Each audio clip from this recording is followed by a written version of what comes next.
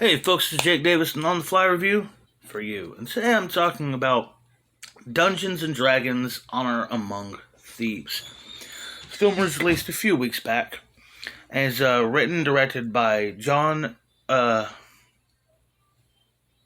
what's his name? John Francis Daly and Jonathan Goldstein. They're the same guys who wrote the Spider-Man Homecoming, and they also directed the criminally unappreciated Game Night with Jason Bateman and Rachel McAdams. Such a funny movie. Also, John Francis Daly, I'll always think of as not only the main kid, the main geek on Freaks and Geeks, Linda Cardellini's little brother, but also as the fucking trainee who never gets to talk until his epic fucking ending in Waiting. I'll never forget. That's who he is to me. He's trainee. If I met that man in person, I'd call him trainee. So, this film stars Chris Pine, Michelle Rodriguez, Sophia Lillis, Justice Smith, and Hugh Grant. The whole setup here is, well, a thief, a sorcerer, a barbarian, and a shapeshifter have to go on a dangerous trek to find a magical,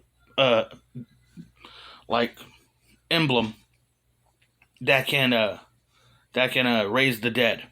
All this in order to save a city, rescue a princess, and destroy an evil wizard. I mean, fuck, it sounds like Dungeons and Dragons, to be honest with you. And to be fair, I thought some of the humor landed. And I thought a couple of the action scenes were really exciting, very well done. My problem with this movie is, first off, character. I didn't really care about anybody. And it's because everyone is so generically modern and bland. The two chicks and the two dudes are completely interchangeable. It could have just been one dude and a chick. I mean, but it's Dungeons and Dragons, you need four.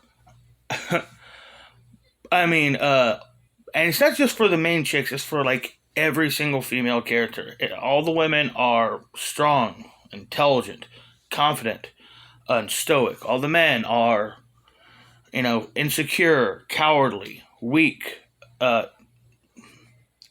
incompetent, and also, never shut up. It's cliche, and you're sick of seeing it. And I love Chris Pine. I think he's a terrific actor. Even to this day, with all the success he's had, you go back and you watch that film, his work as Darwin Trimmer in Smoking Aces. Unrecognizable work. Unrecognizable. But, Captain Kirk, this guy, Steve Trevor, kind of played them all the same. I'm not saying that's necessarily a problem when you find your groove, go with it, but I don't know. He wasn't the draw that's going to keep everybody coming in and staying for this movie. People seem to really like this movie. I didn't hate it. I got to give it 2.5. I'll give it 3 stars. I'll give it 3 stars. Because my dad, I can't remember who said it, but my dad's always used this as a great example to judge a movie that you're iffy on. And if this movie has 2 great scenes and no bad ones, then it's a good movie. Now, what I didn't like about this movie was a generic blandness of modern safeguarding shit, But there's 2 really great scenes. The fat dragon is great.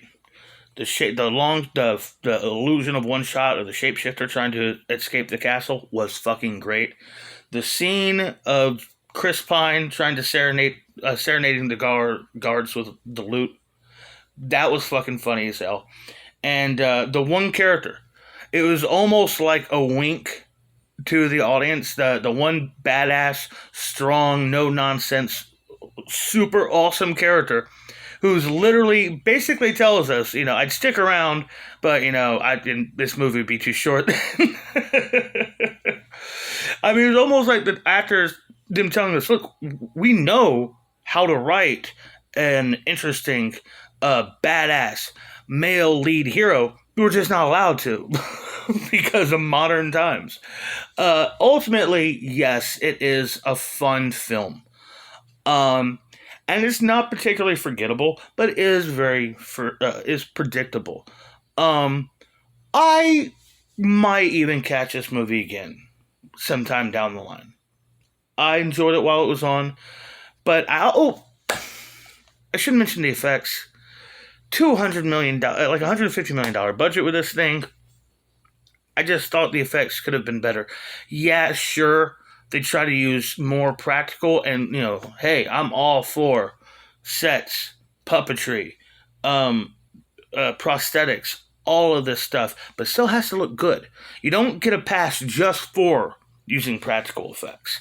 Um, Particularly the puppet. I mean, the creature makeup was lacking. A lot of the giant birds and giant cat people just looked silly. Looked like something you see at an amusement park. To be fair, anyhow, yeah, I'm gonna give it 3 stars because, like I said, bland, genetic, modern, but fun and ultimately inoffensive. There are people gonna hate this movie though.